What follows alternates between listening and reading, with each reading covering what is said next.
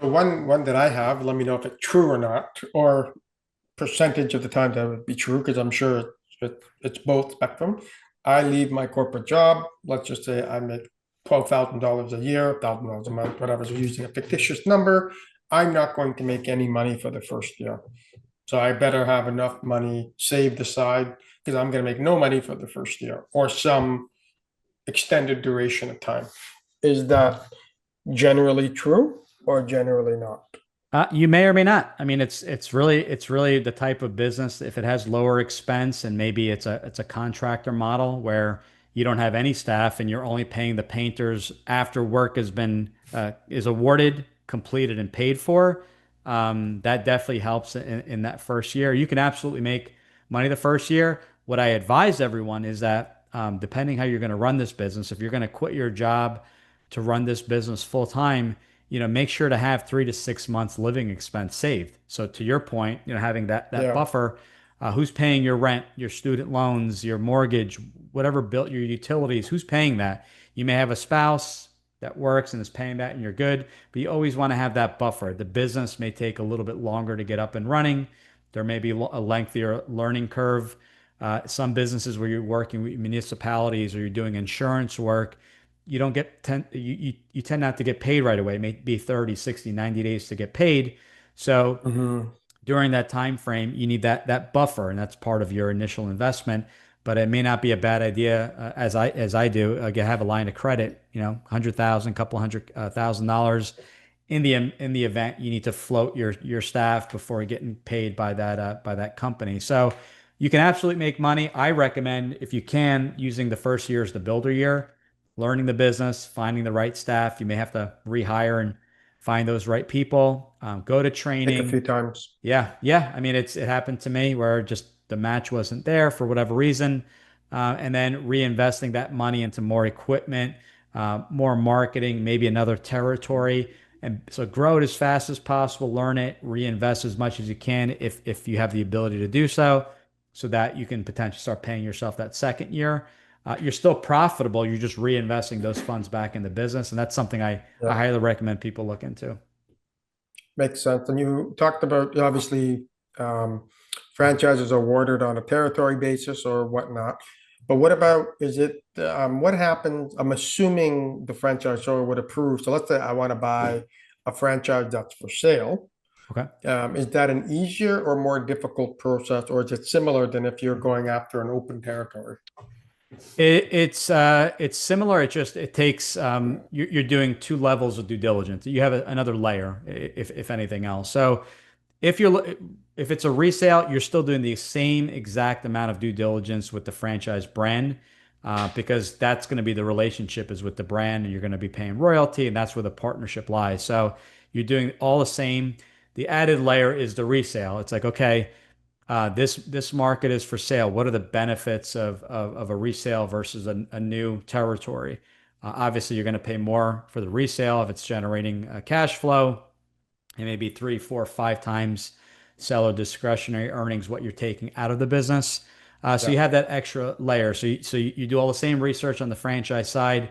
The franchisor wants to meet you because they want, the seller may be, going really quick down the requirements. So the franchisor wants to make sure you have a good understanding. You're still going to have to go through some Yeah. training and pay a transfer fee.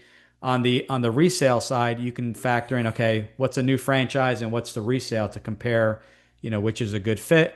You're going to have to go through their numbers, meet their staff, if any, the inventory, what's included there, and you're going to have to do some local research, kind of spy on the business itself, and look Mhm. for what's the reputation. Look for those reviews online, making sure the franchisee didn't accept deposits and not finish work. Hopefully that's disclosed to you, but you're going to have to figure out if there's damage control in this business. Is there a lot of negative reviews? Do you have to do an ad or a revamp of the business saying under new Yeah. ownership and Like let's start over? a rebuild or not, right? Yeah. So really that's the added layer is that you have to now specifically look at this business. Sometimes the franchisees numbers are kind of scattered. They're not using a profit loss balance sheet on QuickBooks. It's written down. So you want to make sure to capture everything, and also interview and meet the staff. You want to keep that staff on board as Yeah, well. So not more complicated, but there's definitely an added layer. bit more complexity, a little bit more complexity though, for sure in that Yes. layer. Obviously, one of the hot topics out in the world right now is obviously AI is going to lose all these jobs, and I sometimes think it's a little bit overblown out of portion because I don't know that how AI can replace someone in senior care. However, what are you seeing, when you represent, you help people buy franchises and you collaborate with the franchisor. Have you seen sort of the impact or usage of AI come into this space? Because it does, sure, expense reduction could be a little bit easier because it's more of a service computer based. So I can see that one's more obvious, but in the less obvious ones, the brick and mortar food, the home based sort of in-home care, jet cleaning, like that stuff. I don't know that even has a role, but is that is the AI thought coming in, or are people more going into that because it is? I think some of those things you're a little more insulated from Yeah. just the impact of technology inherently. Yeah, I mean, we have our national conferences twice a year, and January and July, and it's amazing how in one year the difference and a lot more conversation on AI, and the companies that are embracing it are going to be the companies and the franchises that are going to be leaders in the space. So yeah, lot of conversation. I think at some point AI is going to be integrated in just about every business at some capacity. Sure. Many of the brands, it's you got direct and indirect. So if it's a business like I don't know, a gym, or something, a food service type of business, well, does the AI assist? Well, maybe not at this point, but where it's helping is with reservations, with follow-up and email and calls and voicemail drops and all that kind of stuff. And we're seeing a lot more of that, specifically in the home services space. So there's a brand that we work with in the window covering space, and they're AI callers. So they still have individuals working, but their call centers, they can take on 250 calls all at the same time, which is incredible. It doesn't do away with individuals. It does cut back on overall staff. So the call center, maybe they can keep their 20 W-2 employees, and then they can expand with AI so that maybe the AI is picking up and doing the basic calls and then transferring to a live individual.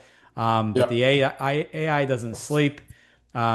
These are companies investing millions and tens of millions of dollars back into their own systems. They're not renting or using something publicly used. It's going to be their own software so that it could learn.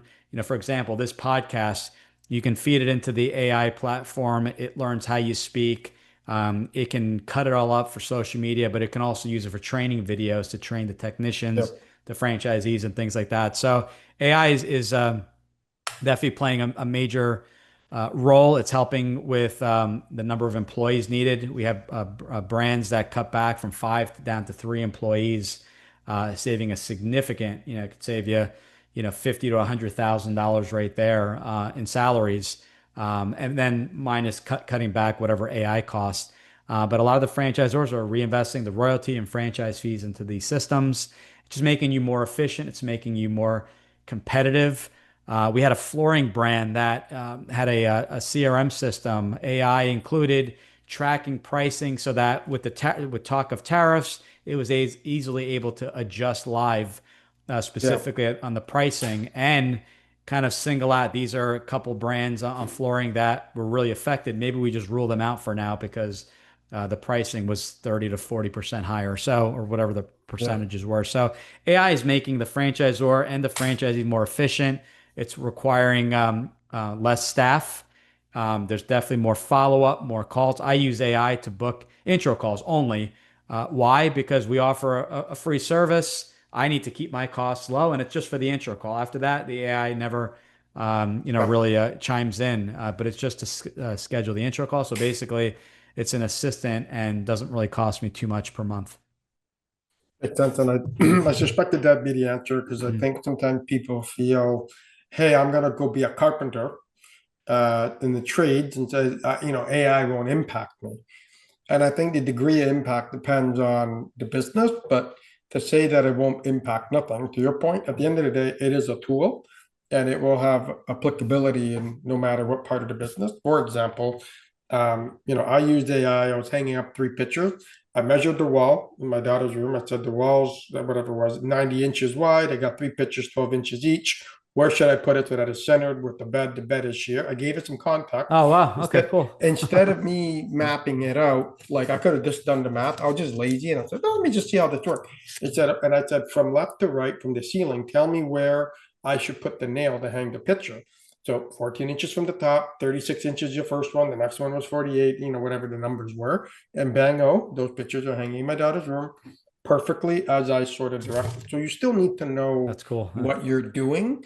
So like but even if, you don't, hey, I've got this problem to fix and it's carpentry, electrical related, it might give you some guidance. Now, stuff like electrical, you better know your stuff because if you cross the wrong Yeah, line, you get electrocuted. So in big trouble. you gotta be, yeah, you could pay a hefty price for it. But I think the main point being is, like you said, your whole legacy is about helping people buy businesses and get back their lives and sort of this life design piece.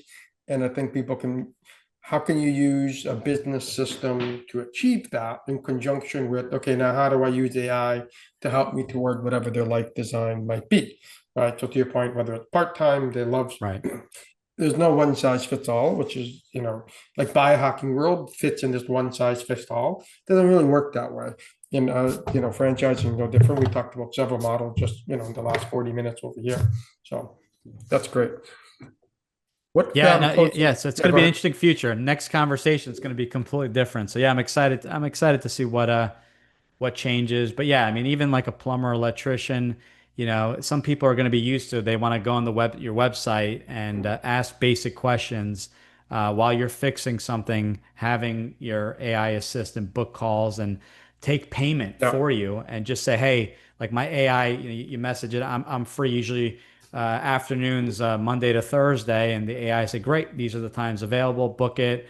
I don't have to lift a finger, and they can reschedule. They get reminders, which is a lot of Yep. CRM features, but it digs in a little bit deeper. It can actually have a basic conversation if needed.